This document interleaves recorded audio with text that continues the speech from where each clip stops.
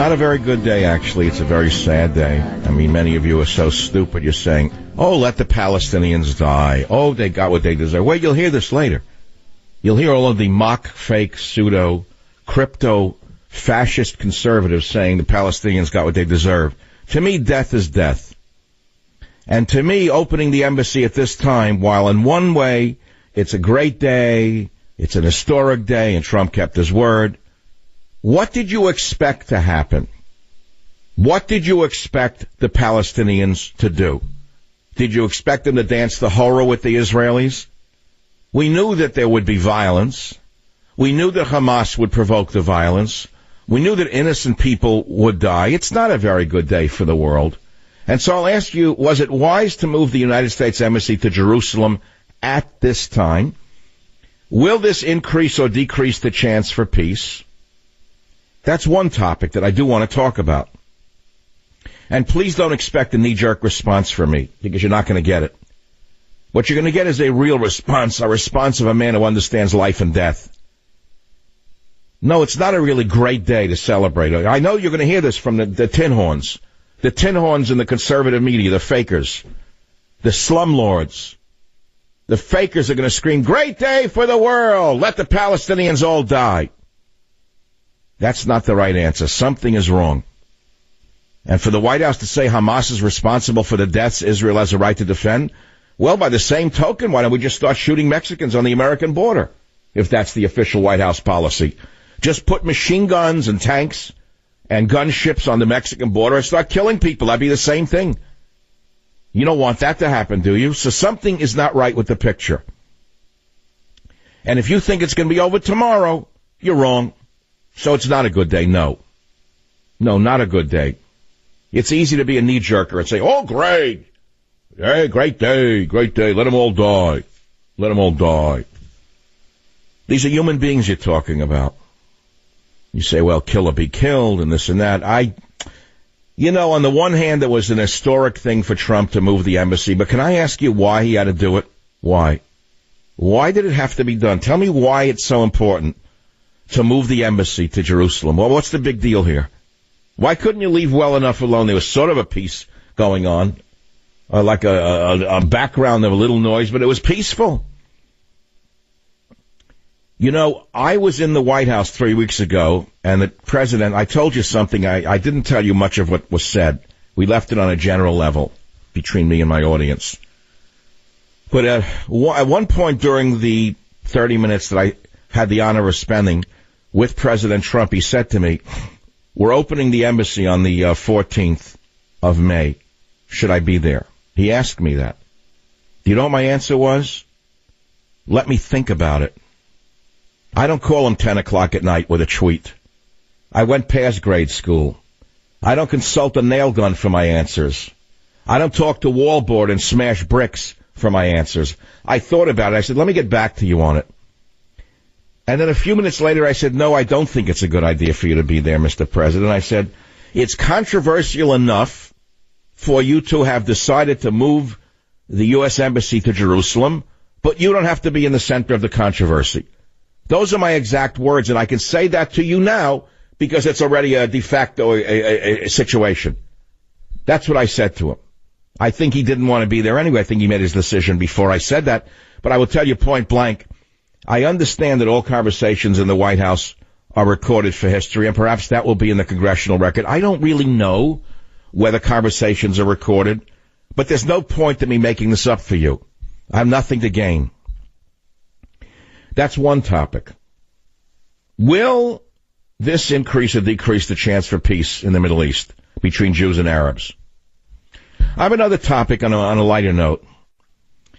There's a show I kind of liked last year on TV called I'm Dying Up Here. It's about comedians who break out in the 1970s when comedy started to become bigger than it was, with comedy clubs on every corner.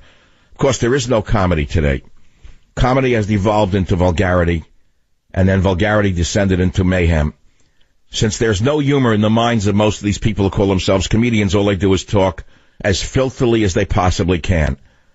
The dirtier the sex story, the filthier they can say about themselves or their family, the more they can disgrace their own religion or their mother or their father, that passes for humor.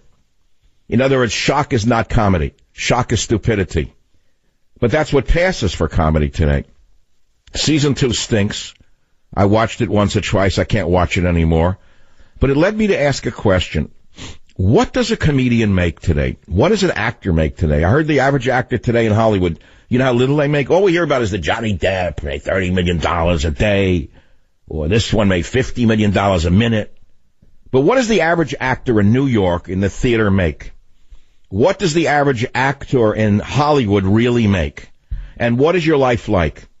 If you're a comedian or an actor, I'd love to hear from you. How much do you make a year? Is your life worth it to you?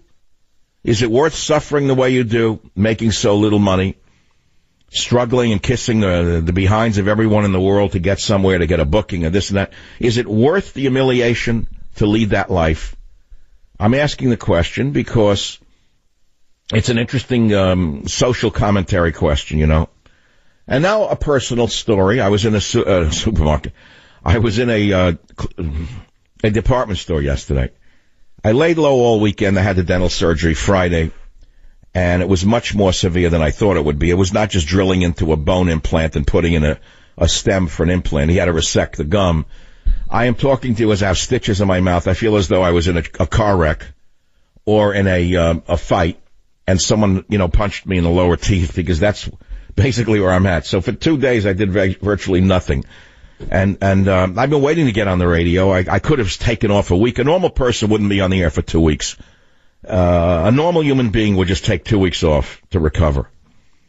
But given that this is a different world than one you may imagine, I'm on the radio, and I enjoy being here because I need to exercise my brain. But that's not the main reason. It's that so many people count on me to be on the radio. I think it's something I need to say more often. I know that. People look to this show as a statue of liberty, a voice of liberty, a voice of freedom. And if I'm not here, they feel something's missing in their life. So I'm here for you. But I was in a department store yesterday looking at shirts. I try to cheer myself up to go buy a shirt, which I knew I wouldn't buy. Like I got a thought, let me go buy a new shirt. But I knew I wouldn't buy the new shirt because I knew the shirts I wanted, they no longer made. But I went and looked anyway. I like department stores, upscale department stores. I love the clothing. I love design. I like to see people happily shopping. I like women with shopping bags. The whole thing is very intriguing to me. I love to see how the consumer society works, especially on a higher level. So I go to an upscale department store. Guy comes up to me, a Caucasian man, and they start to talk to me. He says, Dr. Savage, we're avid fans. Look at us. He said, look, I'm a white guy. My wife is Latina. My brother-in-law is from the Middle East. His children were beautiful. And they said, you would never guess we're conservatives, would you? I said, yes, I would.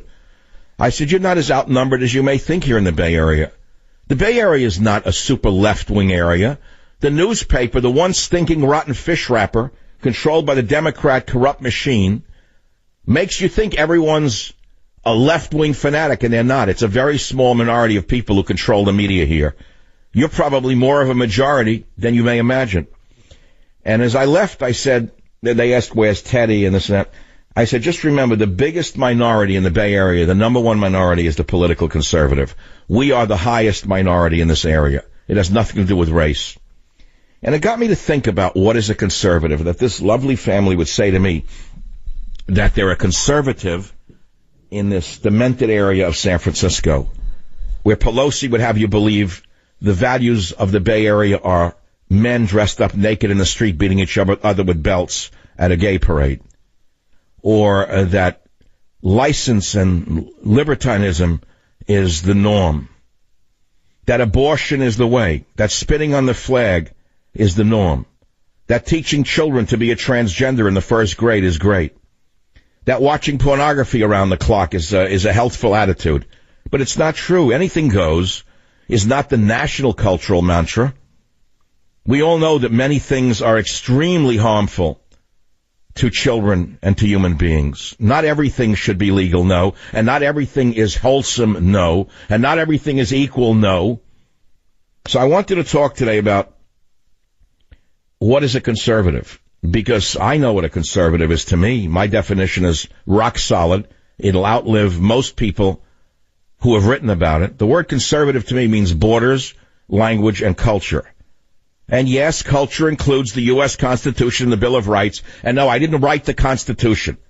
There are people who use the Constitution to make a living. They made more money than Ben Franklin by selling themselves as the progenitors of the Constitution. Every minute, how can you say the Constitution?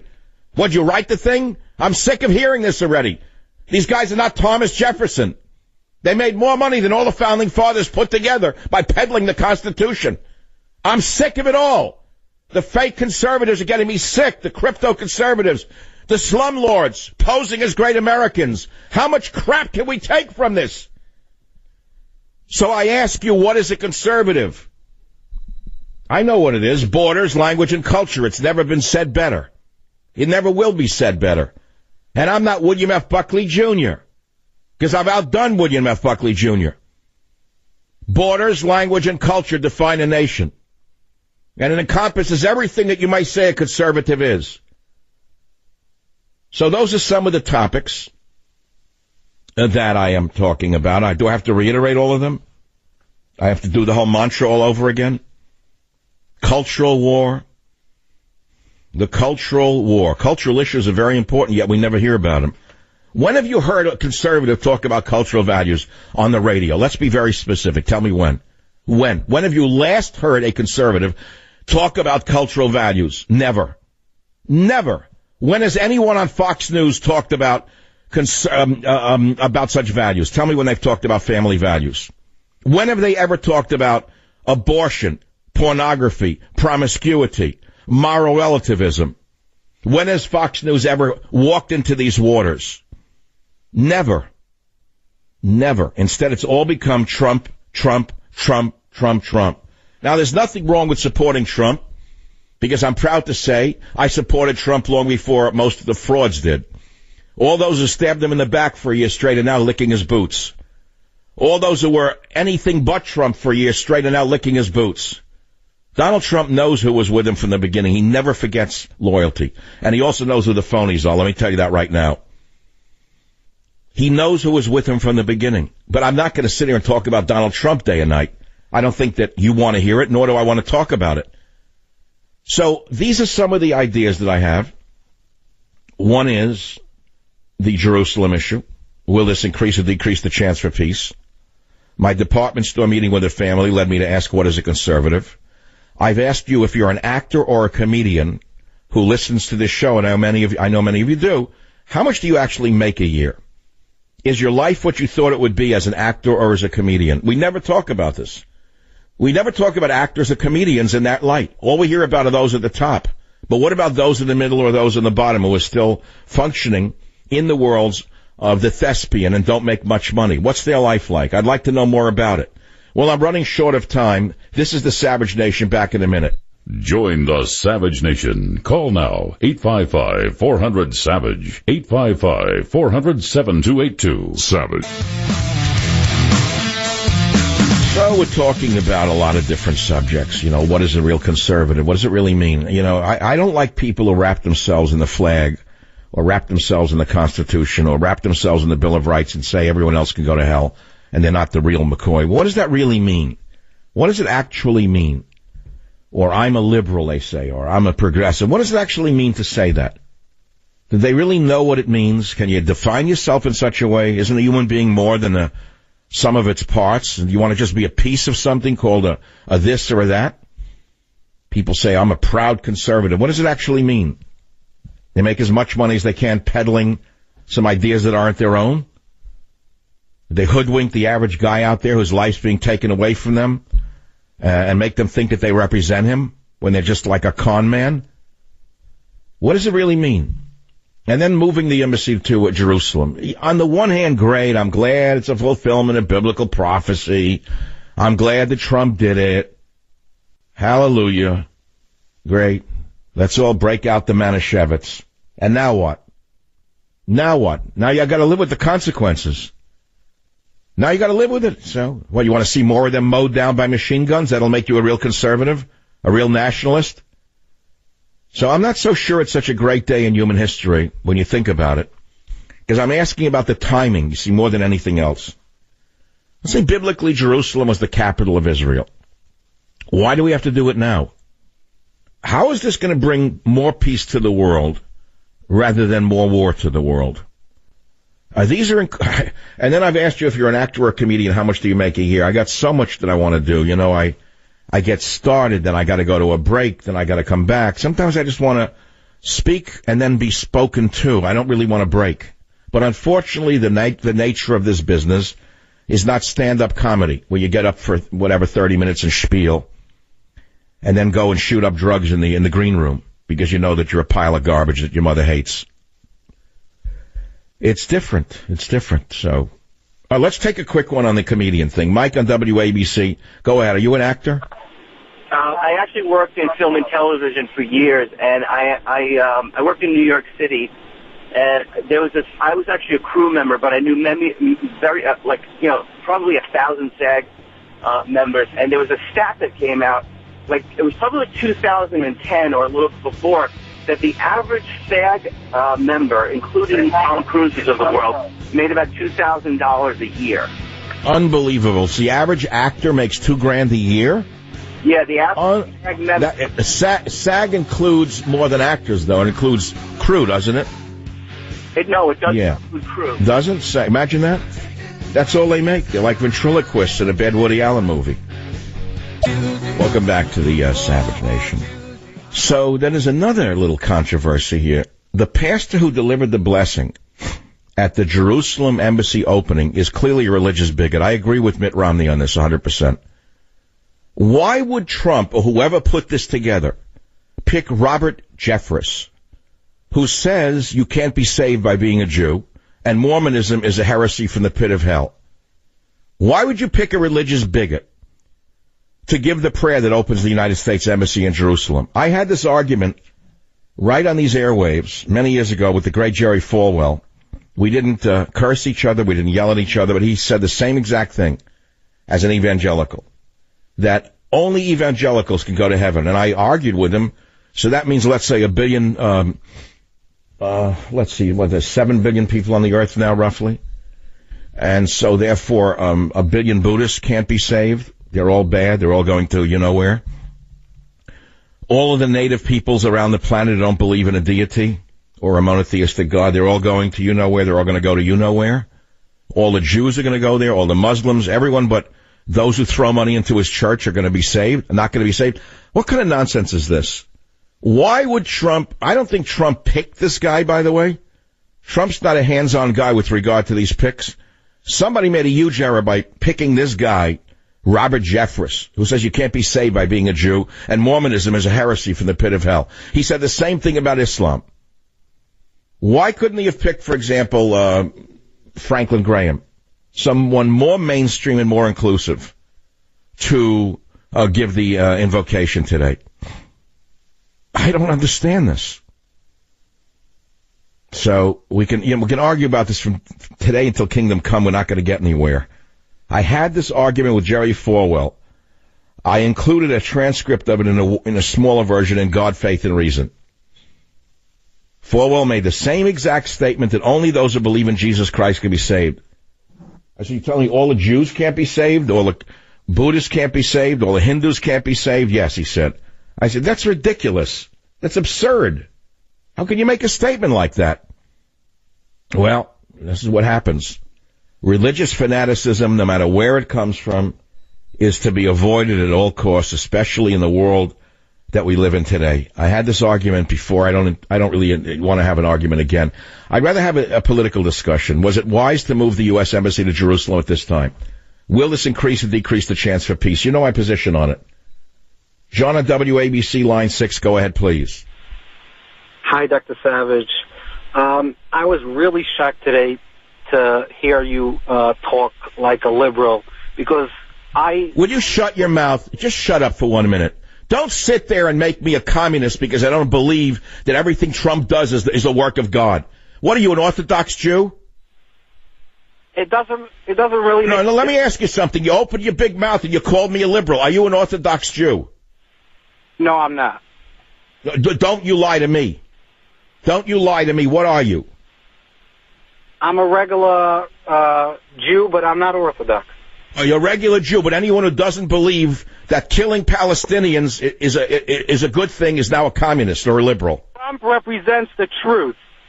You cannot. Do you know how stupid you sound? What did you go to the 6th grade, like most people in the religious world? You know nothing of science, nothing of math, nothing of history, nothing of American history, but you sit there shooting your mouth off with a pickle coming out of your ears? What do you mean he speaks the truth? How can a man speak only the truth? Because the whole world doesn't want to face reality. They're all what you call liberalism is a mental disorder. The Arabs are not trying to live in peace. They're trying to kill. So then you should kill all of them. No, Israel has a right. No, why don't you kill all the Arabs then? Why don't you just go and spray Agent Orange on Gaza and kill all the Arabs? There's lots of Arabs that want to live in peace like every other American. But these people are just looking to destroy the Jews. And you cannot represent peace in the Middle East. So you're celebrating today the deaths and the injuries. You're celebrating it. You think it's a good thing. It's a mark of truth and greatness. I'm not celebrating the deaths. Well, neither am I. That's what I'm trying to say, Yold. It's not a great day in human history when people are dying and getting shot. That's nothing to celebrate. Do you understand that? Yes. But one point that Trump wants to bring to the world, that the world should face the truth. Well, what are you talking about? What kind of word is that, the truth? Tell me what the truth is. What is the truth? It says that the Jews' capital is Jerusalem. That's what God... It's nice for you to say, driving around in a car somewhere in Brooklyn, nice and safe. Easy for you to say it, isn't it? But look at the consequences of this today. When Israel has 20 rockets coming in every day. Well, kill them all. Then you should kill them all, right? Make the world safe for Israel. Kill everybody around them. I don't hold to that. I hold that Israel has the right to defend itself. Israel doesn't go... That's correct. Israel has every right to defend itself, but I asked another question. And my question was quite direct. Was it the right time to move the U.S. Embassy to Jerusalem at this time? Why was it necessary to do it now? Oh, that part, I agree with you. But the part that to recognize Israel as their capital is 100% right. Well, let me ask you, why is it so important for the Jews to have Jerusalem as a capital? Why? Because that's what God gave to the Jewish people. Well, the Palestinians believe God gave them the capital. Go look what it says in the Bible. Where does it say in the Bible that God gave it? God gave the chosen land. You're the chosen people, right? The chosen. Go tell that to the diamond merchants. All right, thanks for the call. This is what I can't stand bigotry. I don't care what form it comes in. I don't like with the chosen people business. Chosen people. Not everyone's chosen just because they're of a certain religion. I met some of the most wonderful, saintly people who are not religious at all. I'll never forget the story. You want to talk about reality? I'll give you a reality bite. You want a reality bite? Here's a reality bite. Oh, it was a long time ago. My wife was 9 months pregnant. She was in her 9th month of pregnancy. And we were on an airplane. It was a 3-seat thing. There was an Orthodox rabbi by the window, a big guy, about 6'2", with the black clothes and the mandel bread in his beard, all the way on the right. She was in the middle. I was on the aisle, protecting her from the bang. As the plane landed, this very holy man got up and almost trampled her to get off the airplane. To me, in one blink of an eye, I saw the whole story. Do you think that because a person wears black robes, it makes them holy? It's like that guy up in Oregon with the 16 Rolls Royces. Maharaji Chaim Kaki. Remember him? With all the Rolls Royces and all the girls, they made him wear red. He had sex with everybody, a germaphobe. He was holy. Don't you remember the 60s? If you lived in that time, there was a holy man on every corner of the East Village. On every corner, there was a holy man putting on a show. You got to look past the garb. What does the garb mean? Nothing. So, I'm not one of these people just like, oh, he's holy. So, I'm not so sure about this whole thing right now. I'm glad he did it, but why now? Timing is what bothers me. You know, this is the thing about the Trump administration, is he's not being advised right, because he talks to a dummy every night. A dummy? Paul McCarthy, a wooden dummy, would have better advice. I don't understand what it's going to take for him to understand that if you talk to a man every night who has no knowledge of history, you're going to make mistakes. There's a time and a place for everything.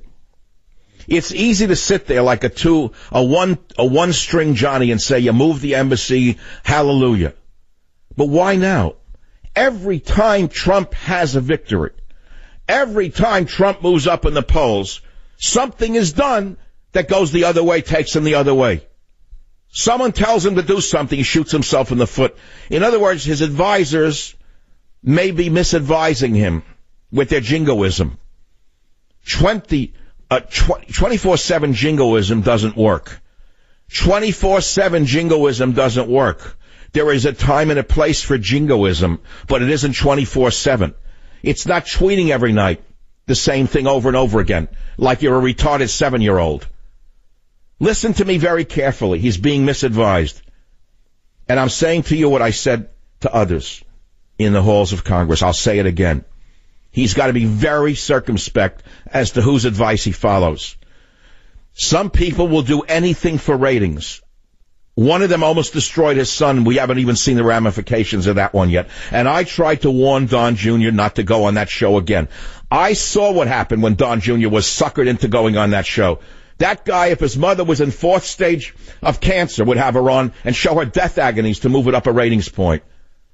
This is a very dangerous thing, to pay attention to someone in the media who's greedy for ratings, because he may not be advising the president properly. So just when his ratings go up, which they were sky high, now he's got this nightmare on his hands. The Jerusalem thing at this time. Why now? Why did it have to happen right now? Why did the embassy have to be moved today? Tell me why. What was the pressure right now to move it now? Why? Why? Because somebody on Fox News told them to move it?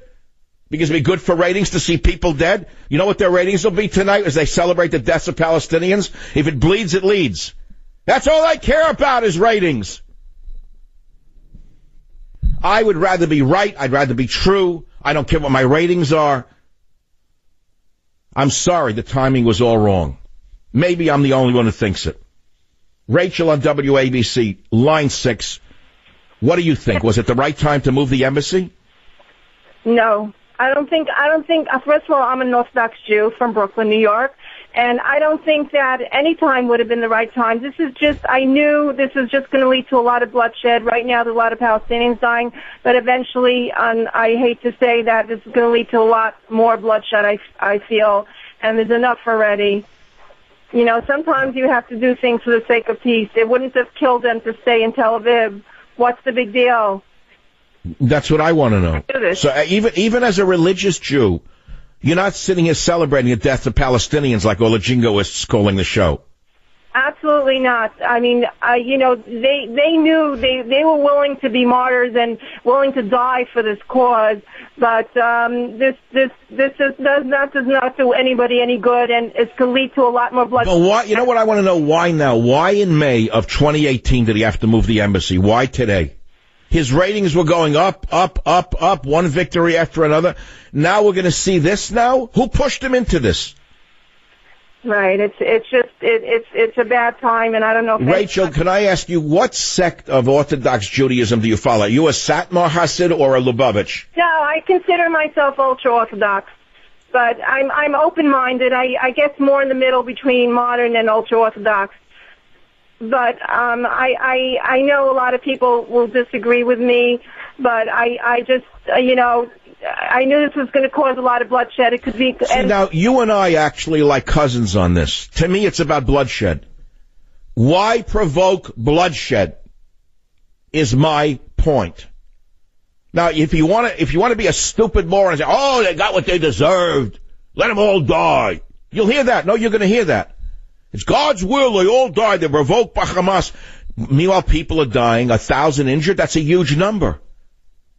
Why now? Why did we have to do this now? Why couldn't it have been done a year from now, 2 years from now? I don't understand the timing. Somebody pushed this. Maybe it's Sheldon Adelson, one of a billionaire of the Republican Jews for whatever, Jewish Republicans. The billionaire seems to have wanted to push this. Thanks for the call. It's a sad day. No, it's not a great day. You know, mark it down as a very sad day as well for those families who lost people in the riots today. Before you sit there with a pickle now and a corned beef celebrating. Oh, my God. People are so predictable. It's frightening. And it's very hard to talk to people. They don't listen. Their minds are made up. They don't care what the facts are. They do not care. It's easy to say the Bible says that it's the eternal capital of the Jewish people. So let it be the eternal capital of Jewish people. Why do we have to make a political statement about it right now? Tell me why. Why now? Why couldn't it be another time, a year from now, when things settle down? Why now? What was the imperative to make it happen now in May of 2018? Who wanted this? I'll tell you another story that the president told me about the embassy itself, the building. He told me very proudly before it was even news, and I didn't release it on the air because I swore I wouldn't release certain things. He never asked me not to say anything, but I made a commitment not to talk about certain things. I'm running short right now. He told me about they wanted to build an embassy for $1.2 billion. He got him to stay in the same building for a conversion cost of about $300 million. And he was very proud of that. Let me ask you something. Have you ever taken your car in for an oil change and the mechanic finds something wrong and bingo, you're hit with a repair bill you didn't expect? It's happened to every one of us at some point, right? And that's why if you have extended vehicle protection from CarShield, you shouldn't need to worry about those unexpected surprises. If your car breaks down after the manufacturer's warranty expires, you could be out of pocket thousands to get it fixed. You know what an engine costs today, right? Many thousands of dollars. A sensor today is over $1,000. Nothing simple about a car today. That's why I recommend CarShield. It makes the process of fixing your car for a covered repair very, very easy. They will let you use your own mechanic or the dealership. You can choose who you want. They'll give you 24/7 roadside assistance and a rental car while yours is being fixed for no additional charge. So pay attention. If your car has 5,000 to 150,000 miles, it doesn't mean you have to pay high repair bills. CarShield administrators have paid out close to $2 billion in claims. They're ready to help you. So write it down. Call 800-CAR-6100. Mention code SAVAGE or go to carshield.com, code SAVAGE, and you'll save 10%. That's carshield.com, code SAVAGE, or call car 800-CAR-6100, 800-CAR-6100, code SAVAGE. A deductible may apply. I'm almost out of time. Was it wise to move the U.S. Embassy to Jerusalem at this time? The jingoists in the radio will celebrate it. I'm not celebrating it because there are too many deaths and injuries for me to celebrate this today. Join the Savage Nation. Call now, 855-400-SAVAGE, 855-400-7282. 2,400 injured by live bullets. Snipers shooting into the crowd. And the jingoists are celebrating. They're doing the horror in Brooklyn.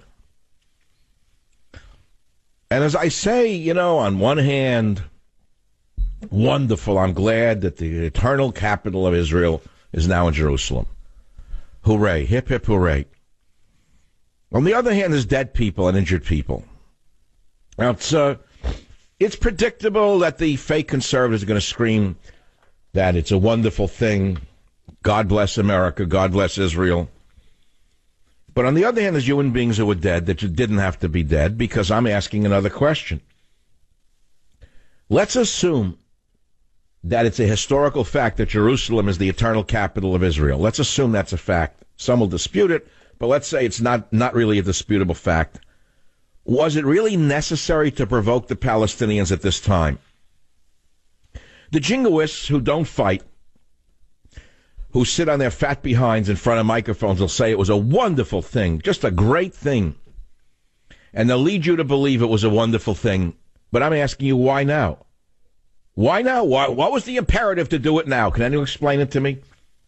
Why now? So you knew this would happen, the deadly clashes. It's still going on.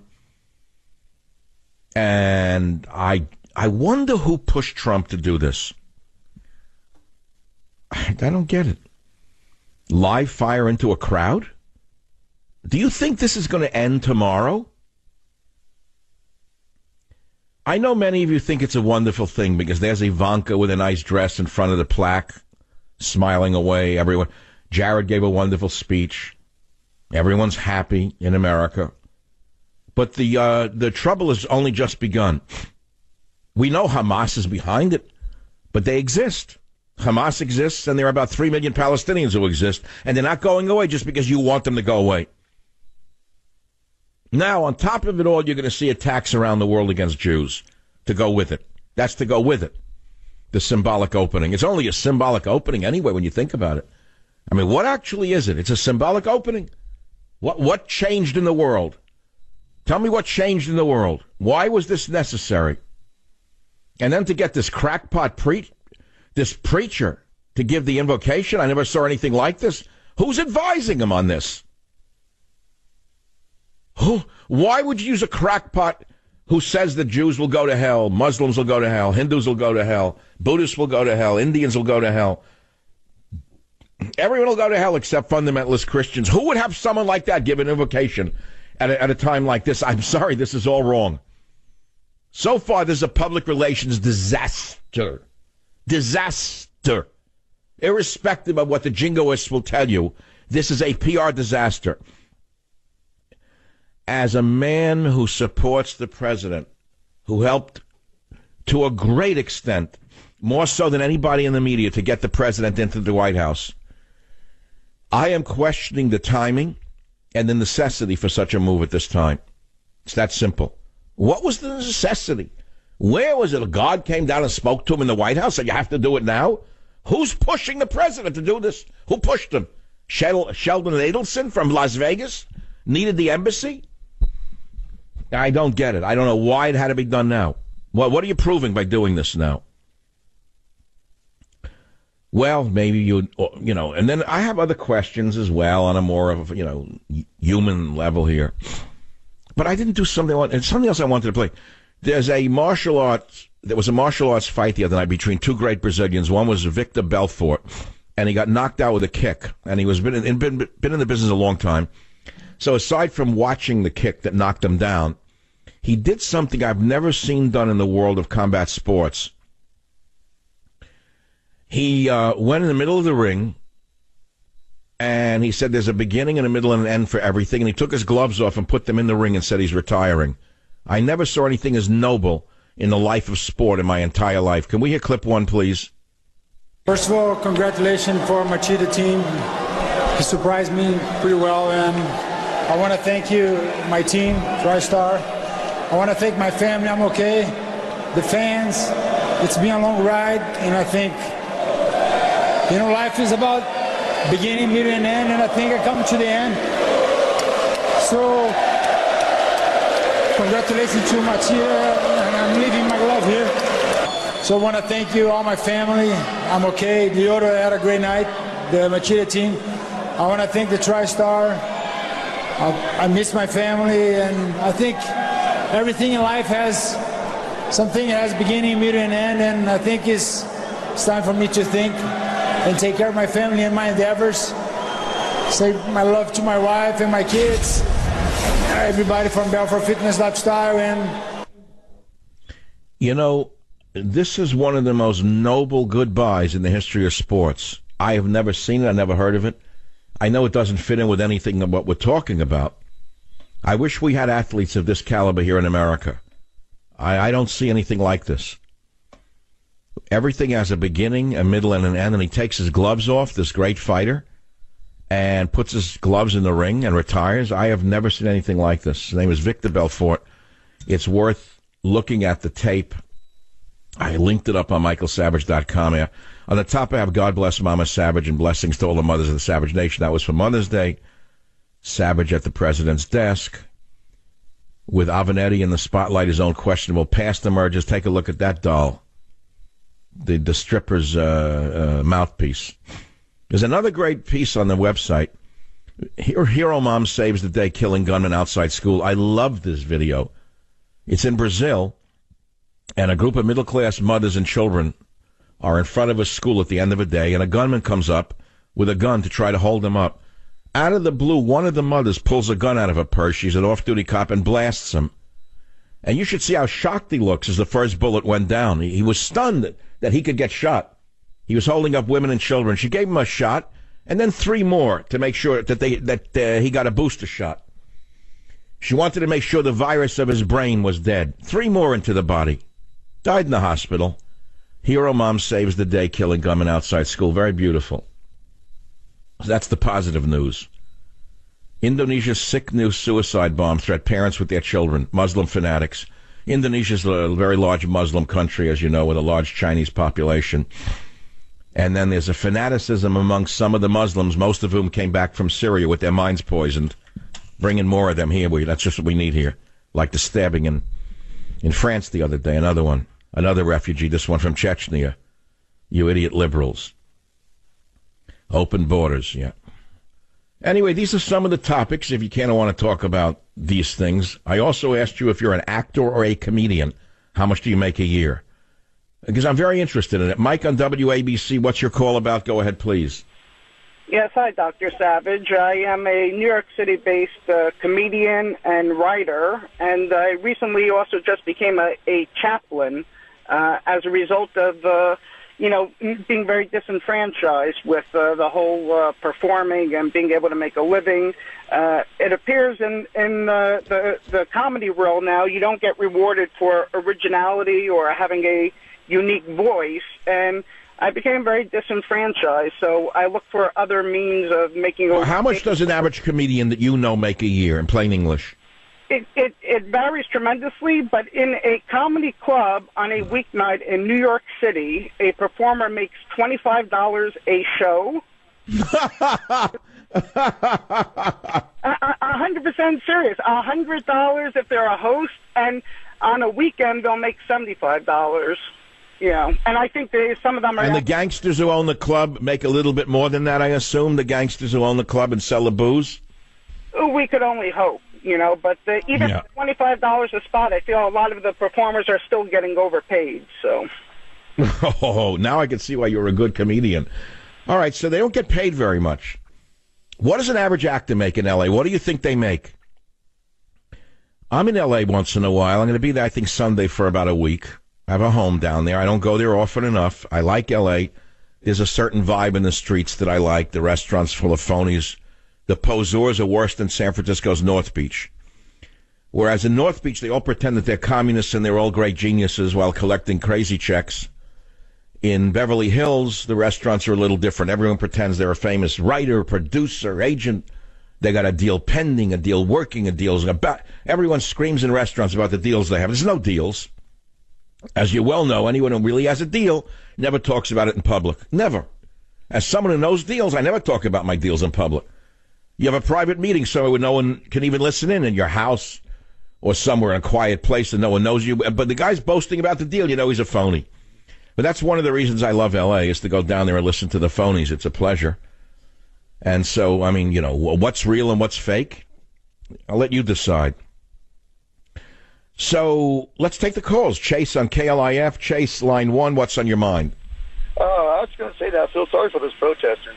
Now they won't be able to strap a bomb to their chest and blow up a busload of innocent children. Sir, Chase, I can't understand a word. Please start again. I said I feel sorry for these protesters. Now they won't. You mean the Palestinians who are getting killed?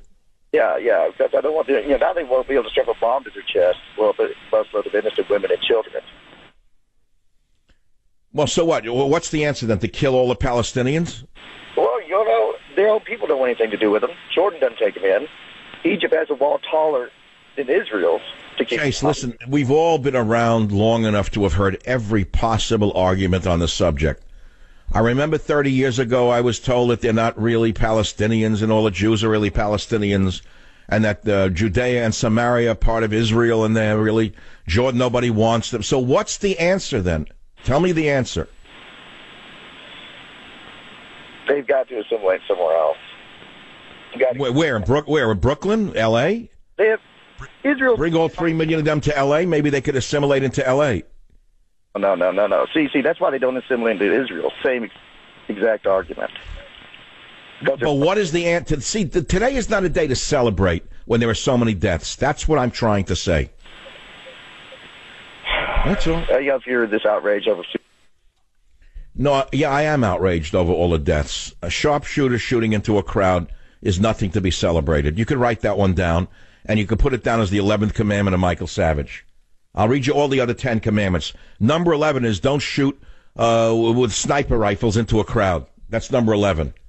Very bad precedent, because it now justifies the most heinous behavior you could ever imagine on the part of the Arabs. Whatever they want to do now, they'll use this as a justification. And if you think it's going to be limited to Gaza, you're crazy.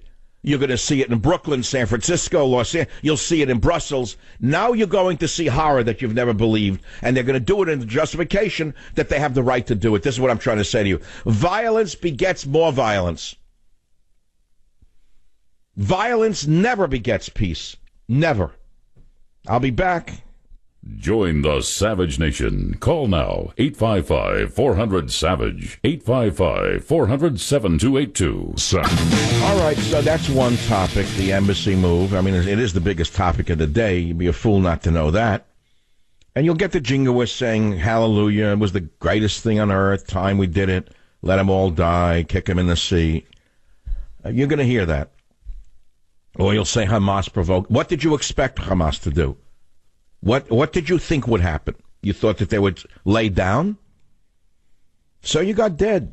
Sharpshooters shooting into a crowd. So now the justification from the other side is whatever they want to do, they'll do. And they'll use this for the next 100 years as a justification for the most horrible crimes you could imagine. I don't know the solution to this problem. I've lived with it most of my life. I had a friend once, many years ago. I may as well, what's the difference? An open dialogue here on this show. And I'm a free thinker, and you're expecting me to think out loud, so I'll think out loud. I had a friend named David. I haven't kept in touch with him. I haven't seen him in 30 years. I ran into him once in San Francisco. He was an Israeli, a third-generation Sabra. His father, grandfather, all fought in the wars. And he was a tank commander in the Golan Heights.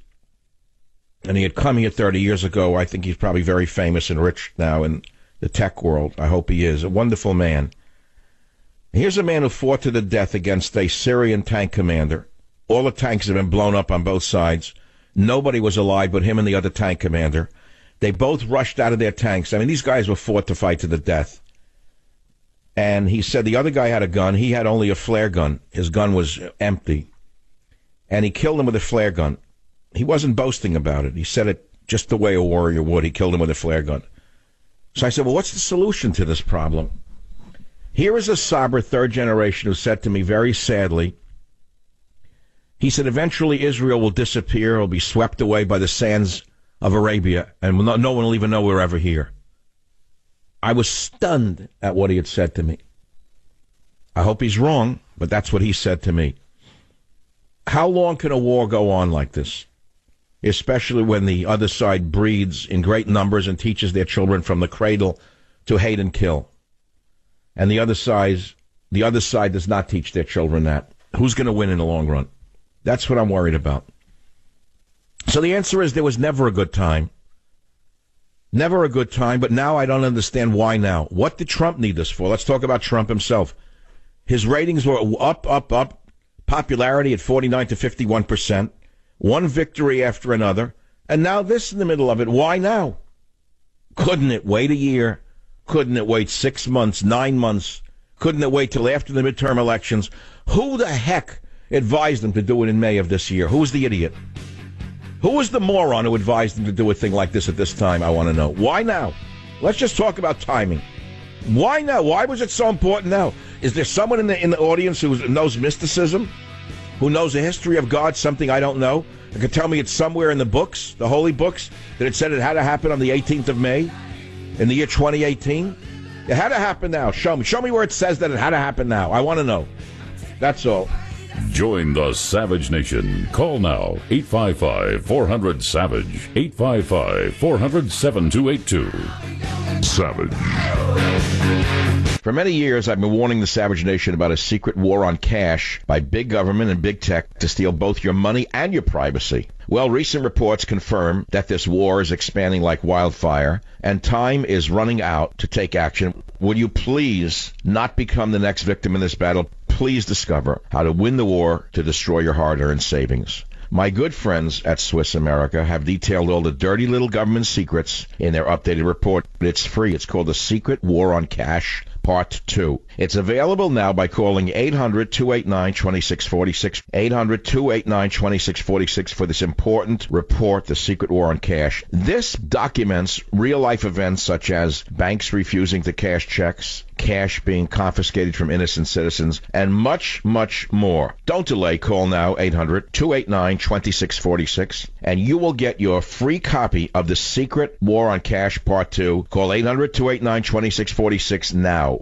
Just a little side note. What do you think of the most popular baby names in the U.S. for 2017? No, it's not Muhammad, thank God. We're not in England. Liam and Emma lead top baby names in the U.S. for 2017, which is very interesting to me. For the fourth year in a row, Emma was the top girl's name. It's like an old name, Emma, right? And for boys, the number one name is Liam. That's an Irish name. Noah is the second to claim the top spot. Noah. 1,000 most popular baby names each year. When it came to girls' names, Emma was followed by Olivia, old name, Ava, old name, Isabella, old name, Sophia, old name, Mia, old name, Charlotte, like Deep South, Amelia, Deep South, Evelyn, and Abigail. This is an interesting trend when you think about it. These are very interesting names for babies, and they're kind of antique. It's like Gone with the Wind, the girls' names, right? And then the boys' names like Liam. Isn't Liam an Irish name? Liam. Was that for the actor? I don't think so. I didn't know we have that many Irish immigrants. It's an interesting thing, just a little popular thing here. Other trends last year included the rise in the name of Melania for a girl. That's nice. Poor girl, she's in the hospital for the week. Very interesting. A lot of new parents are using Hispanic names rather than trying to pick more Anglified names. So Sophia and Ariana became more well-known. Spanish-speaking countries, blah, blah, blah, some beyond him. All right, whatever. Who knows what people name a baby? I don't even want to get too personal on this issue, but look at the poor babies. I look at them and now I see babies in the mall. I get sad. I think of the world that they're living in, the brainwashing. All I could think about is the degenerates in the school system. Whenever I see a baby, I see a pure thing, a pure human, and all I think about the degenerates in the schools waiting to get their mitts on them and brainwash them, and what they're going to be thinking by the time they're 10. The degenerates and perverts who took over the school systems. That's what I think when I see it. Pardon me, that's my viewpoint. So let's go back to the Promised Land. I love the word Promised Land. What's the other word? What's the Promised Land, the Holy Land? Your chosen people I like the best. The chosen people.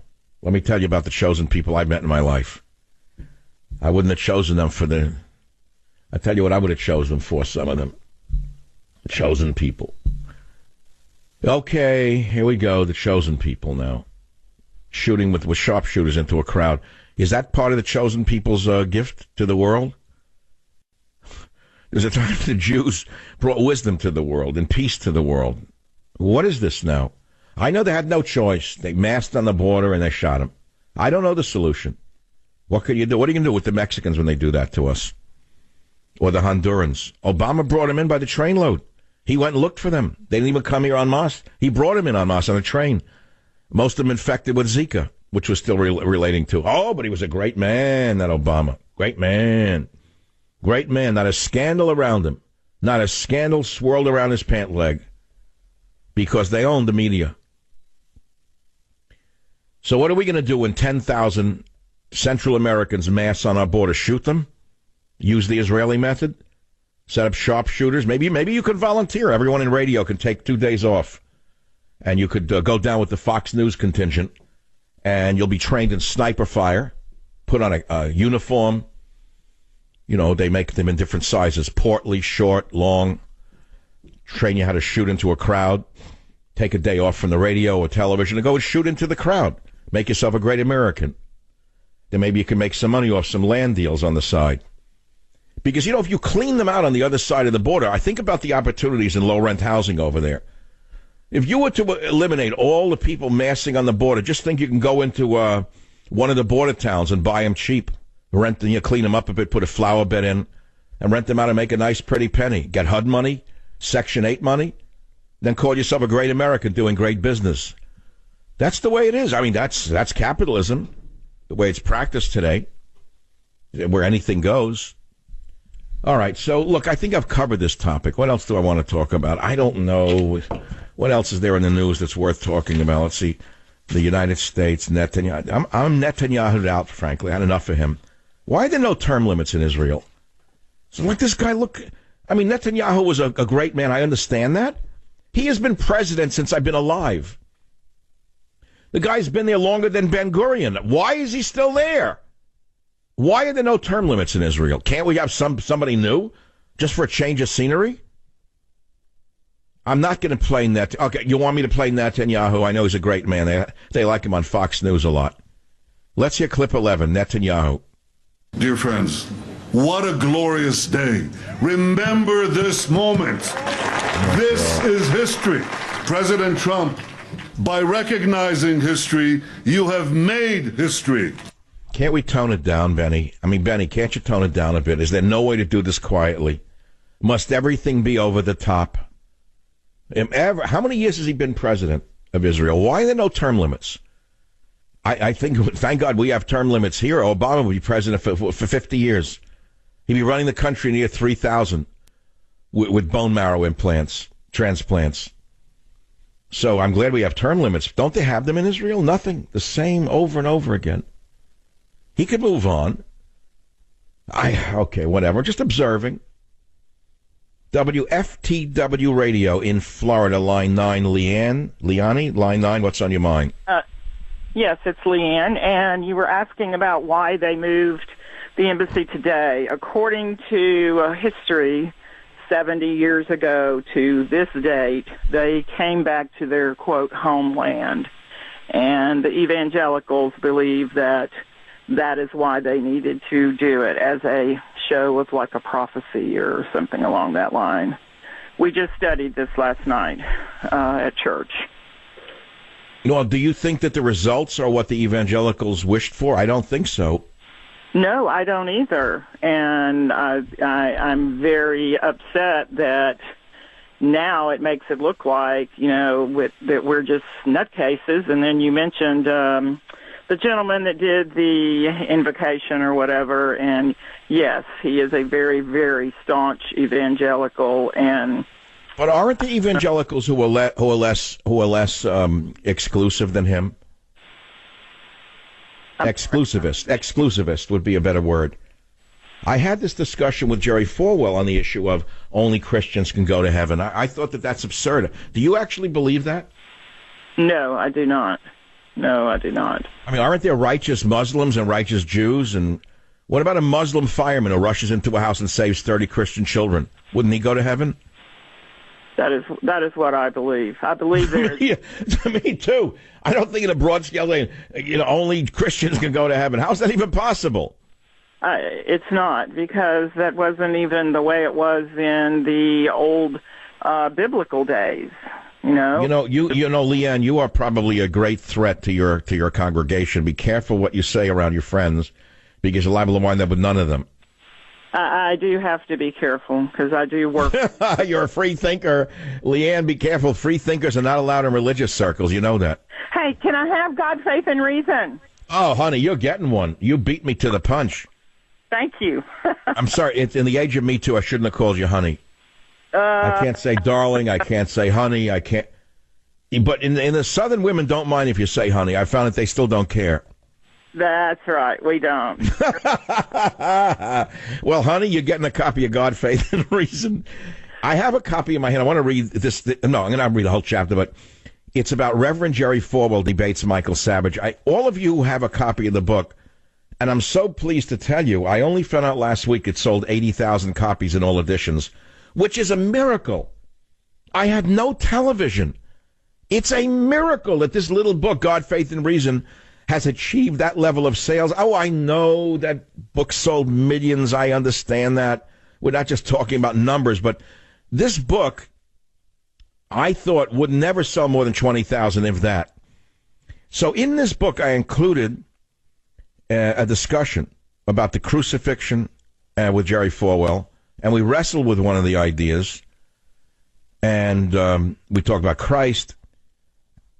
And then I said to him, I don't understand how could Jesus die for all man's sins for all time when such evil exists. Does that exonerate them? Does that exonerate a child rapist?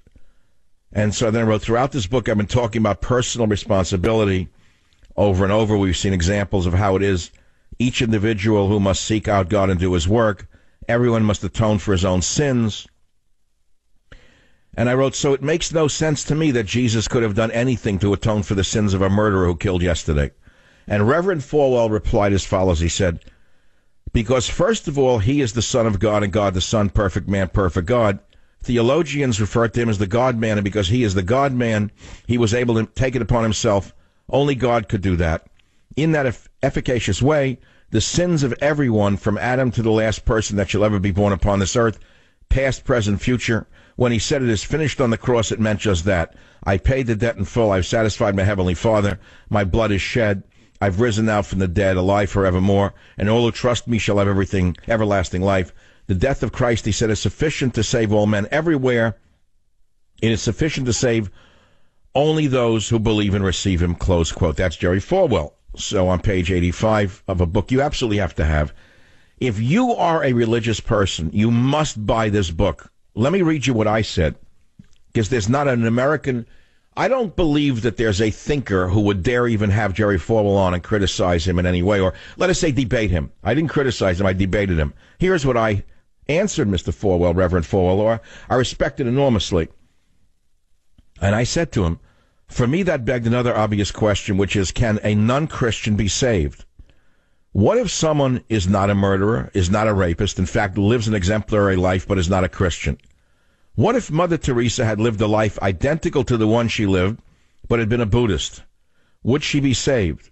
What about a Jewish man who reads the Bible every day, attends the synagogue, loves his fellow man, and avoids sin as well as the best of Christians? Can that man be saved, I asked. My friend, Jerry Falwell, answered according to his faith and his convictions. He quoted the Bible as saying, quote, he that hath the Son hath life, and he that hath not the Son of God hath not life.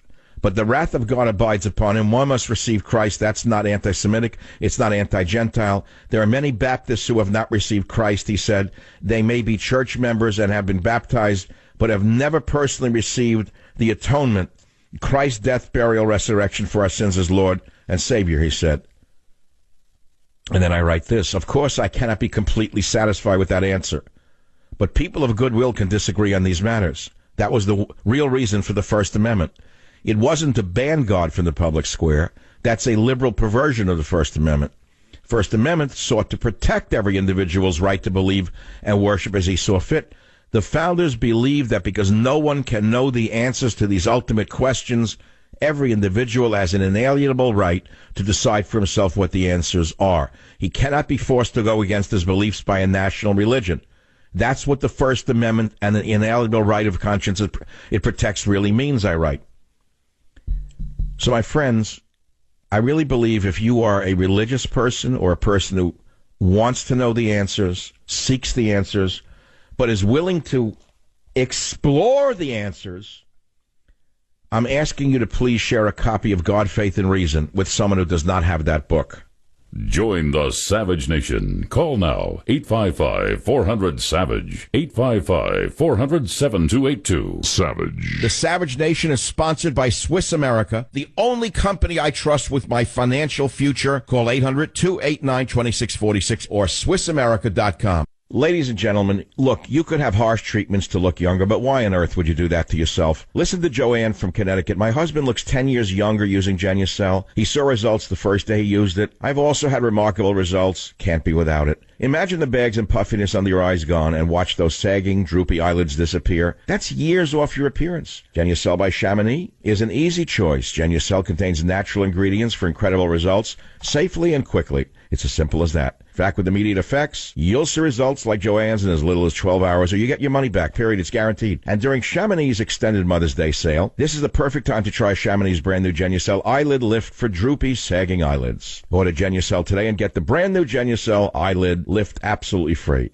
Go to Genucel.com, that's Genucel.com, or call 800-SKIN-891, write it down, 800-SKIN-891. Call now and you get express shipping free. Did you hear me? Call 800-SKIN-891 or go to Genucel.com. Again, Genucel.com. In these crazy times, it really is important to protect your home with a home security system. We all know that. Yeah, but how many home security companies are actually thinking, how can we protect your home and your privacy? And that's why I recommend that you do look into Simply Safe. It's why I talk about them. They obsess over details like no other home security company. Here's an example. Simply Safe has a camera you can control from your own phone, but they want to protect your home and your privacy. So they came up with this brilliant idea, a privacy shutter for their camera. Now, Simply Safe wanted you to be able to hear the shutter click so you know it's closed. They wanted it to have a light on it so you could easily tell when it's on. And they needed it to work for the entire lifespan of the system. So Simply Safe got to work testing different metals and hinge designs for months and months. And what was the result? An effective home security camera with a thin, lightweight aluminum privacy shutter that will work every time. It's that kind of attention to detail that sets Simply Safe apart and keeps your family safe. It's not just home security with Simply Safe. It's home security done 100% right. Check out Simply Safe today by going to simplysafesavage.com. It's a special website just for you. That's simplysafesavage.com to learn more about Simply Safe today. Write it down and go on to it, simplysafesavage.com.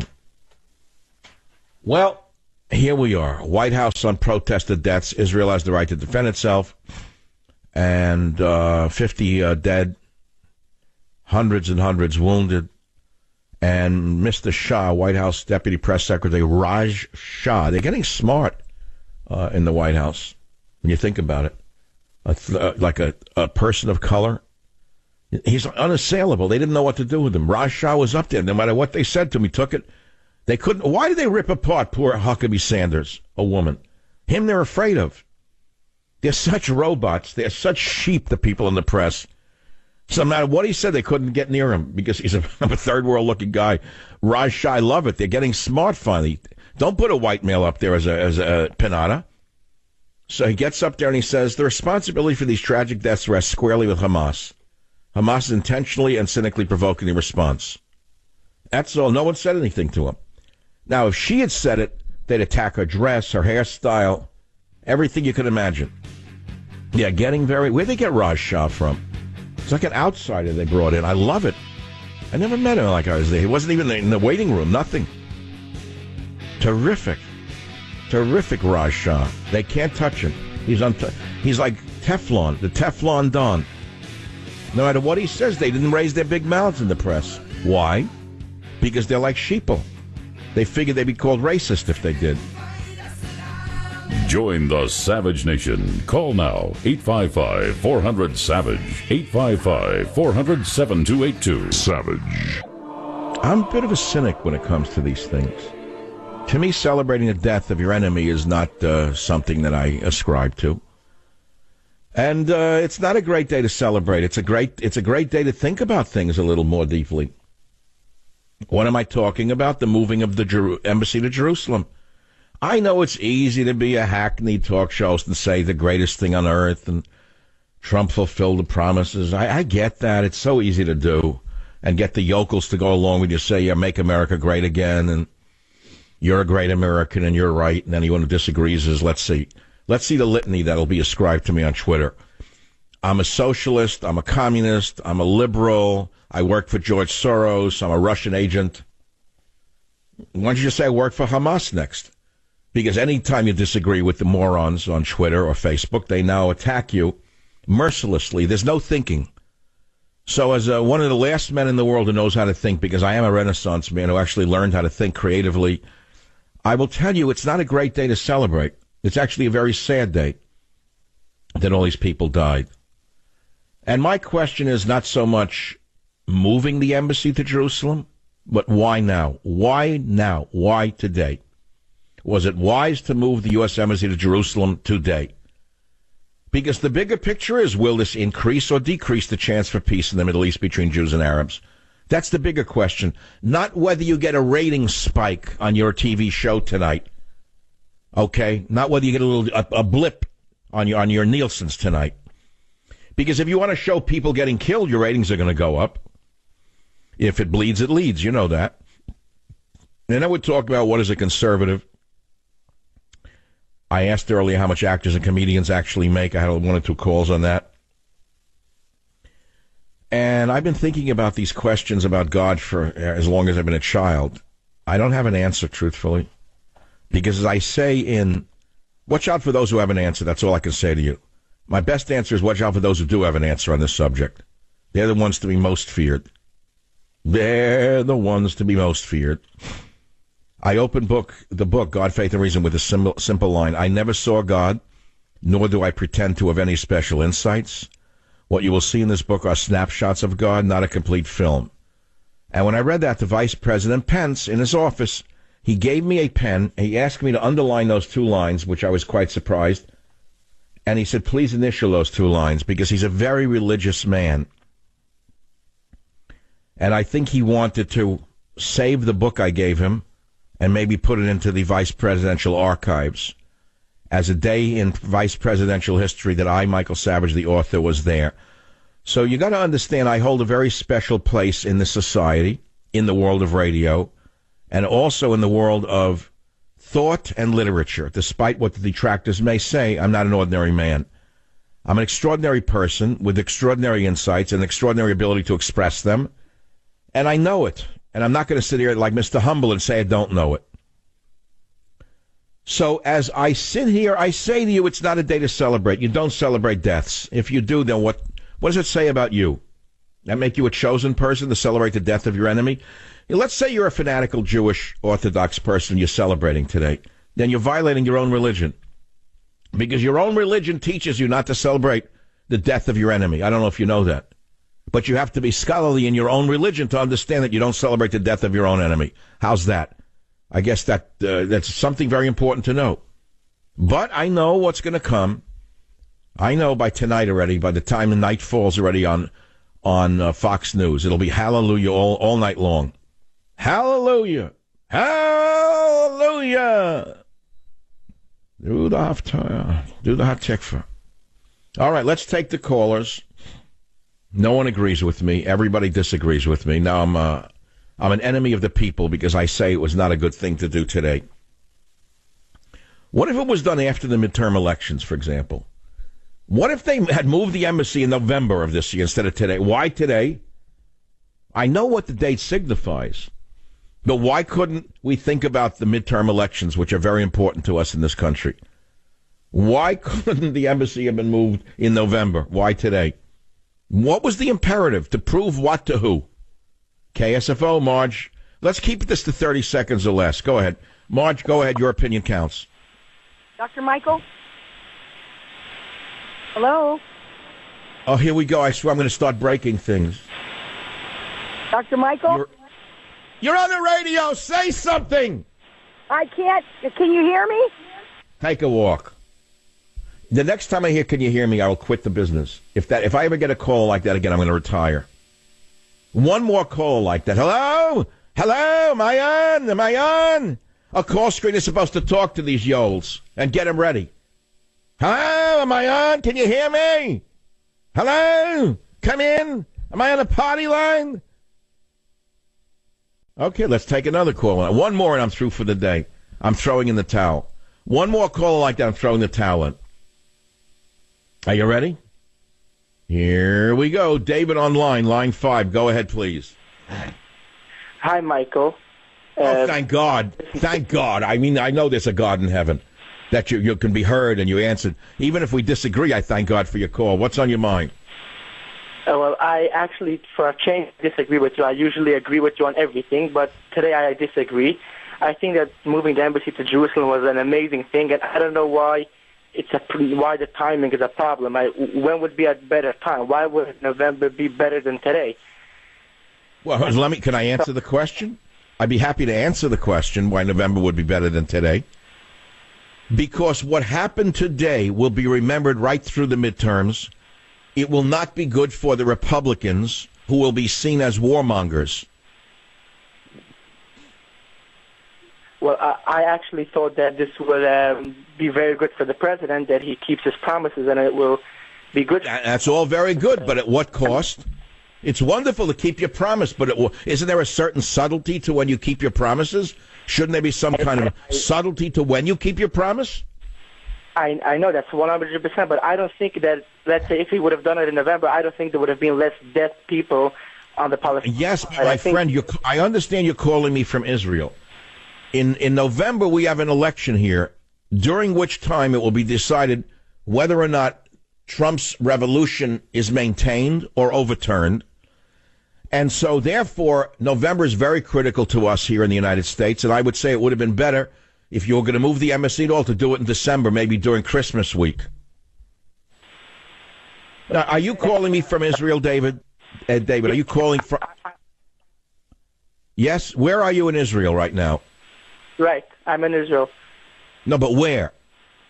I'm in the city of Elad. Elad. Okay, what is the mood in the streets right now? Are people happy with the deaths on the Gaza border? I'll be honest. I'm an Orthodox Jew, so I'm not in Jerusalem. But with the crowd that I am next to, everybody's very happy about it. Yeah, well, you live in your own bubble, your own world. You live in another time, in another zone, another space. I understand that. And while I respect that, we also have to live in the secular world and the political world, or else there'd be no Israel altogether. Do you realize that it was not for politics there'd be no Israel? And so, therefore, political decisions are critical to the survival of America and Israel? That's what I'm trying to say, David. And I respectfully disagree with you as to the timing. 855-400-7282. I guess everyone disagrees with me. This is what happens. This is the way it is. I'm willing to put up with it. I thought people could think, but no, there's no thinking, no thought. Whatever. That's the way it is. What else is in the news? I don't like this story. Melania Trump undergoes kidney surgery.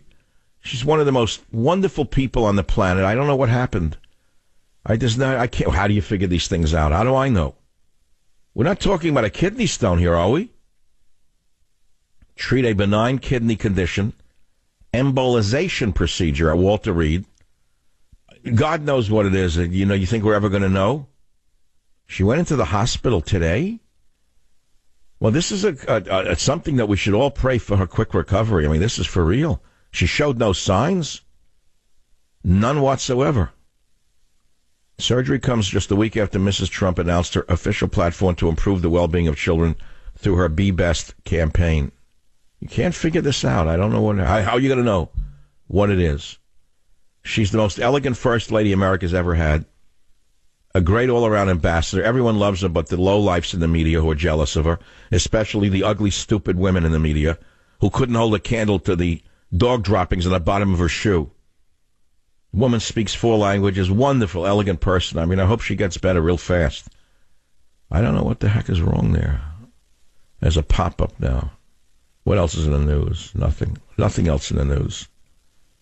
Nothing. There's absolutely nothing in the news other than war and peace, corruption, degradation of the human spirit, con men posing as conservatives every day of the week, selling you a bill of goods that's fake. So all I got to do is say certain key words and you respond to it. And anyone who disagrees with it right away, we're working for George Soros and we're communists or liberals. This is what they've gotten you conditioned to do. I don't think this country can ever survive this phase of polarization. I do not believe this country can survive the polarization we have living through. All right? You disagree with anyone on the conservative side now. You're a communist, socialist, liberal, George Soros pays you, you're a Russian agent. There's no thought anymore. As a man who grew up in the golden age of reason, educated in the classics, I have a classic education. Even going back to the undergraduate days, I had a classical education at Queens College in New York.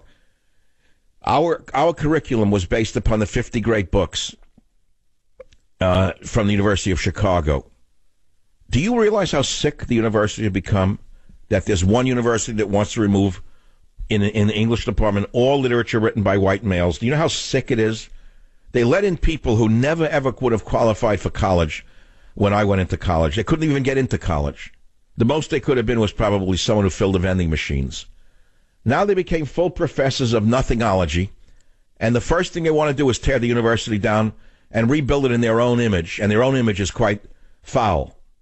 I mean, people who stuff candy machines are not necessarily bad people, but now they're running English departments across America, so they're recommending they get rid of all books in the curriculum written by white males. This is called cultural destruction, cultural Marxism, and it's got to be stood up to.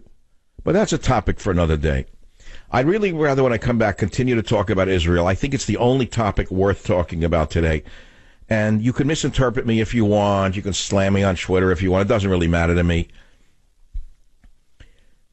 Here is my main point so you don't get it wrong.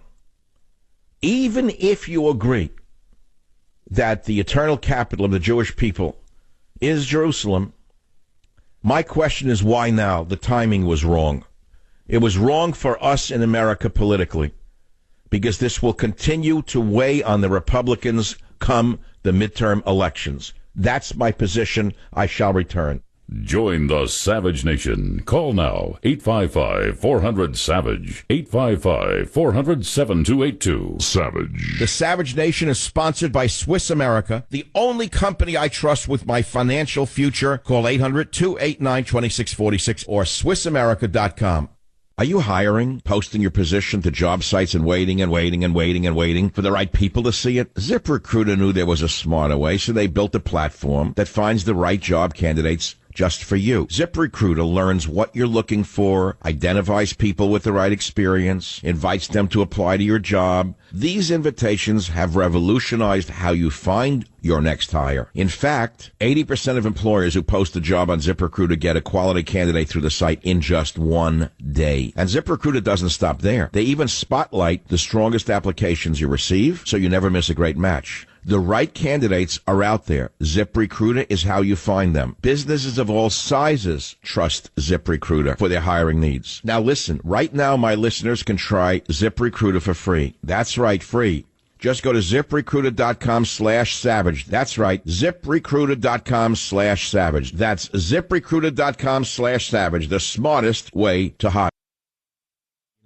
I love bed, let me tell you, so I'm still living, and falling into bed has taken on a whole new meaning ever since I started sleeping on my delicious, delightful Casper mattress. Their engineers have created an exceptionally comfortable sleep experience. You get one and you'll understand why it's the internet's favorite mattress. Casper has created 3 unique mattresses to help you sleep cool and comfortable around the year. The Wave is engineered to relieve pressure at 36 different points. The Casper mattress is more breathable and comfortable than ever. And the Essential mattress is innovation at a great price point. All of them designed to coddle and comfort your every move. And they all provide the perfect support for every position you sleep in. So find out why Casper has hundreds of thousands of happy customers like me. Try your Casper mattress for 100 nights in your own home. You heard me. 100 nights in your own home with free shipping and returns. You can't beat that. You go to Casper.com, you use code SAVAGE, and you're going to save $50 on the purchase of select mattresses. You heard me right. That's Casper.com, code SAVAGE to save $50. Terms and conditions apply. See site. Hello, Dallas. Hello, Houston. Hello, San Francisco. We're in the third hour of the Savage Nation. Today is a momentous day in world history. Embassy was moved. Jerusalem. People are dead. Sharpshooters shooting into a crowd. Don't overlook that part of it, please, if you don't mind. What if it was the other way around? What if Palestinian sharpshooters on the other side of the border in Gaza had targeted Jews and shot them? Tell me what would be going on today. I mean, either you're willing to see things for what they are or you can't see it all. It doesn't matter what you think.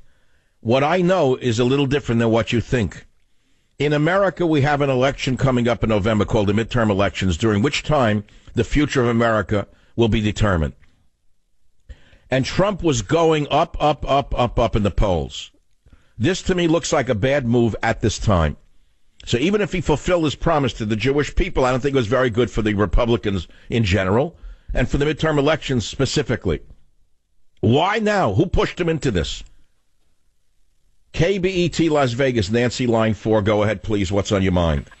Dr. Savage, I agree with you, and I'd like to tell you why. I am retired State Department. I have served in over 11 embassies around the world. Okay, I come from a different point of view. I'm not nearly as worried about our politics. I worry for my colleagues, my diplomatic colleagues, who have to work at these very dangerous embassies. I fear for their lives now. Not only that, I am so annoyed at how they went about and opened this embassy. It is an embassy in name only. The work will still be coming out of Tel Aviv until they build a new one, and that won't be for a long time, I'm sure, because it's very hard to build an embassy. So why couldn't they have just had a quiet ceremony, not advertised it, just kept it low-key? That's what I'm saying. Why did it have to be such a worldwide cataclysmic announcement? Why? It's embarrassing. And now my friends and colleagues, their lives are at stake. That's my concern. And but it won't affect people in radio and television. Oh, no. No, so they could sit up there and scream about how wonderful it is. But I see a different thing, Nancy. Nancy, but let's be honest with each other. Did you vote for Hillary or for Donald? I voted for Trump only because I would never vote for Hillary. But I swore the day I voted for Trump that I prayed to God that somebody much better would come along so that I would have a choice in the next election. So far, that has not happened. Who do you think advised President Trump to open the embassy with such grandiose fanfare? Oh, boy, that's a good one. From my point of view, I have a funny feeling it came from Trump. Just from my reference, my point of reference, that seems to me that's where it came from. He asked me as I sat on his desk, next to his desk, with my hat on his desk, should I go to Israel? He said it right to my face. Do you remember what I said on this show? I'll bet you don't remember. Well, when I come back, I'll tell you again what I said to the president when he asked me, should I go? Because it's an historic fact what I said. Join the Savage Nation. Call now, 855-400-SAVAGE. Is it the right time to move the embassy to Jerusalem? My answer is no. It's not the right time because it will affect the Republican Party and our revolution come November. That's number one. Another topic that I think we have hardly touched on is the issue of what is a conservative. I've defined it as borders, language, and culture. The culture that I refer to refers to the Bill of Rights and the U.S. Constitution. I think it's all-encompassing. And on the other side of the aisle are the liberals who see liberty as license that permits them to do anything that they want. Condoms to children. Criminality is a sociological problem, not a moral problem. Any kind of sex goes, even with an animal, and if you disagree with it, you're too judgmental. And so the cultural arguments that we used to have are no longer had anymore in radio. It seems that we've lost the ability to even argue on these things. But I do believe that they're important subjects to talk about because the root of all of these issues actually is biblical. Whether it's crime, welfare, or things of that nature, you're talking about a biblical viewpoint. And that's why you are seeing a move now towards destroying Bibles and attacking preachers and churches across America. Now it's verbal in America by the left-wing terrorists, but soon it won't be verbal. But let's stick to the topic that you want to talk about. Let's listen to Benjamin Netanyahu in clip 10. Again, as wonderful and as great a leader as he has been, I think his time has come, and I don't know why the Israelis have no term limits. I thank God we do. I don't know how a democracy like Israel cannot have term limits. Why should there be no term limits in Israel? I recognize that his brother died in the Entebbe raid. I realize he was also a great commando. I think in the Golani Brigade. I'm not 100% sure. Great man. A great Israeli, Netanyahu. But why should he be president for life? It's like Idi Amin. What, a president for life? Anywhere is not a good thing. Because the longer a party stays in power, the more corrupt that party becomes. Remember that power corrupts and absolute power corrupts absolutely. Look at Jerry Brown. Look at the Democrat Party. Look what the corruption is here. Look how corrupt the city of San Francisco is, that a contractor can get a job to build an underground railroad, a subway from downtown to Chinatown for billions and billions of dollars in cost overruns, and then it's found out that they used low-grade steel on the rails. And then you look into who owns the construction company that laid down 3 miles of faulty tracks, and it's none other than the husband of a major league senator, the last I checked, involved in this corruption. And yet it goes without notice, without discussion. The men on television who give you the evening weather, the evening news don't even report it. There's not a news outlet in the San Francisco area that will report this story. You know, and many of these guys are great men. The women are wonderful people, but they are controlled to such an extent like no other city in America. Any other small city in America would cover a scandal like this. Not in San Francisco, the most corrupt city in the United States of America, maybe in the Western world. Did you hear what I just said? Let's say it again in case you missed it, okay? There's a subway system being built underneath, you know, an underground subway, obviously, from downtown to Chinatown. It turns out that whoever the contractor was who laid the tracks laid 3 miles of faulty rail. Cheaper steel he wanted to make. He was so greedy that not only was the billion-dollar contract not enough for this greedy pig, but he had to use steel that was defective. And who is the contractor? Oh, goes to the best of restaurants, treated like a king. They walk in, king and queen. There they are. Oh, come on in. There's the best of pasta. Pasta, the best in the world. Oh, yes, ma'am. Oh, yes, ma'am. Oh, yes, ma'am. Here's the wine, ma'am. Here's the food, ma'am. Oh, no, you must not pay, ma'am. Oh, no, you're the greatest, ma'am. Who laid the bad track? No investigation? Now, you'd say U.S. Justice Department should investigate this, but it won't happen because the U.S. Attorney in San Francisco was appointed by them. Oh, yeah. Yeah, may as well be a country unto itself. Taxation highest than any in the world. Rolling in billions of dollars of extra money, and Jerry Brown won't cut taxes on those of us who earn over $1 million a year. And we earn it. We don't steal it, Jerry. We don't lay faulty track. We earn it. I guarantee you those who lay faulty track pay no taxes. That I can guarantee you. Those who lay faulty track, check out how much state tax they pay, Jerry. You'll find out how they stay on Pacific Heights, Jerry. It's sickening. But you don't want to talk about that because no one ever heard about it. Didn't make it to the New York Times. It's a sisterhood. They all know each other. So they don't cover stories that are embarrassing to them. But it should be covered. Faulty track, that's a big deal. That's jail time.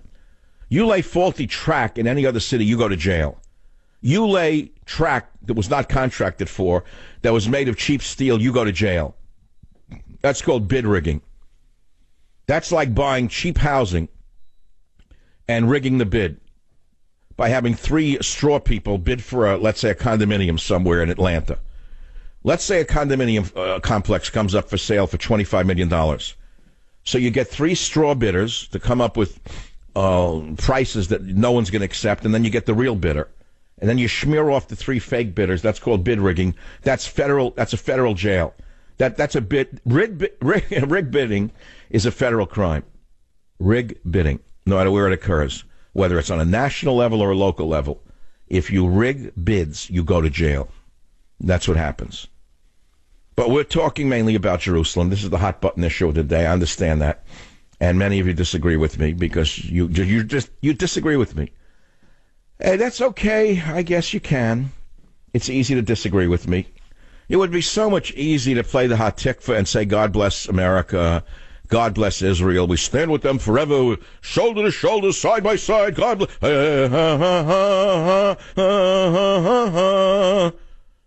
That's so easy to do. God bless Israel. God bless America. That's what everyone wants to hear. You disagree? Communist, George Soros, Russian agent. You work for the Iranians. You Hamasnik. This is what happens. This is the world we live in now. So you take a bold position. You're condemned one way or the other. You can't win in the world of opinion anymore. So since you can't win one way or the other, you may as well tell the truth. You may as well say it like it is. Since you're going to be condemned one way or the other, how much easier it is than to tell the truth? It is nothing easier than telling the truth. Because the truth is its own defense. It's really that simple.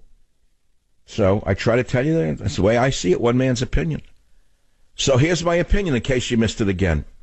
Even if you think it was advisable to move the embassy to Jerusalem, which I'm not so sure it was, even if it was, and I've gone back and forth on the issue, by the way, I'll admit that, the timing couldn't have been worse coming now. Why now? Why did it come now?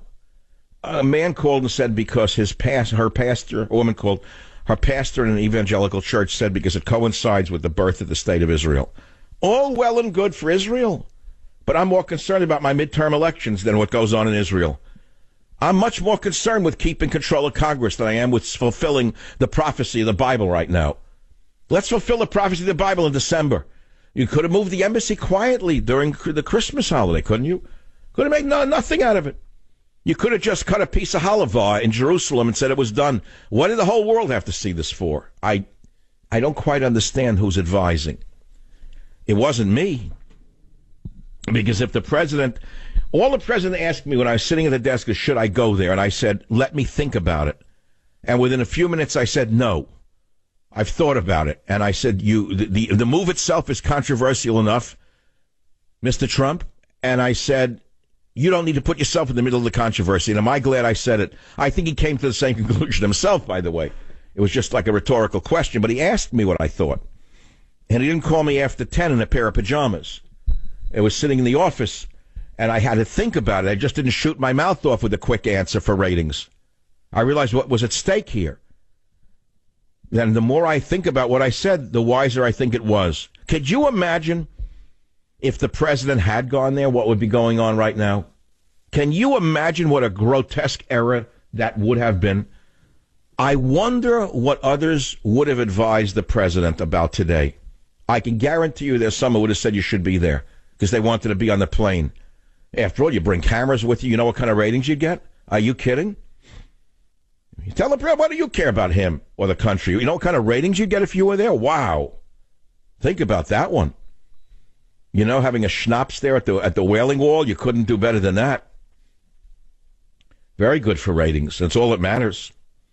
All that matters is ratings, nothing else. Truth doesn't matter. Deaths don't matter. All that matters is ratings. That's all. It's a vicious business that we're in. Thank God I'm immune to it. I'm not immune to it, but you know, at this point, the audience is pretty stable. It's a stable audience. And when an audience has been with you as long as mine has been with me, they come to accept you even when they disagree with you. It's that simple. You know, they can disagree with me on this and not have to hate me for it. But that's my opinion. At least they know they're getting the unvarnished opinion rather than something polished for their approval. So you all disagree with me. There's nobody who disagrees with actually, nobody agrees with me calling the show today. Is there anyone who disagrees with me or agrees with me? Nobody. Everybody likes this. They like the death of the Palestinians. I don't know. I would have thought that they would have gotten upset over it, using sharpshooters to kill people in a crowd. I mean, they are human beings. Aren't they human beings? They're not animals. They're human beings. Remember Shakespeare? If you tickle me, do I not laugh? If you prick me, do I not bleed? Dozens die in Gaza as U.S. Embassy opens in Jerusalem. Is there not a shred of humanity left in the radio business? Not a drop? Nowhere? No, not a drop of humanity left. Nothing. It's all gone. I myself am appalled by the violence. It's an enormous number of Palestinians killed and injured. No matter who caused it doesn't matter to me. It's terrible. It's only just begun. It has only just begun. It only began today. Sure, you can blame Hamas for sending the people to break through the Gaza border fence. You can blame them all you want, but what did you think would happen? Did you think that these people were going to lay down for this? You knew that they were going to agitate the population to go to the border. Why couldn't you have thought this through before it was done? Couldn't it have been done in December during the Holy Week of Christmas? And couldn't it have been done with just a quiet ceremony? A little nothing. Just move it and that's the end of it. So this was meant as a provocation. If you want me to go a step further, I think I'll go a step further now. The more I think about it, the more I think it was meant as a provocation. That's the more I think about it. It was meant as a provocation. almost as if to say, let's get it over with now. Let's have the war now. Let's just go for it. Let's just clean up the whole... Let's just go for it. It looks like a provocation to me. This is not defending their borders. This is provoking those on the other side of the border to break through your border so you could shoot them.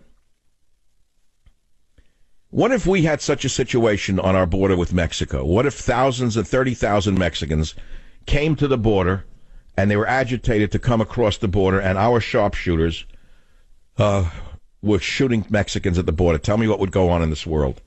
Well, now you can understand what's going on in this world, because that's exactly what just happened. It's just identical.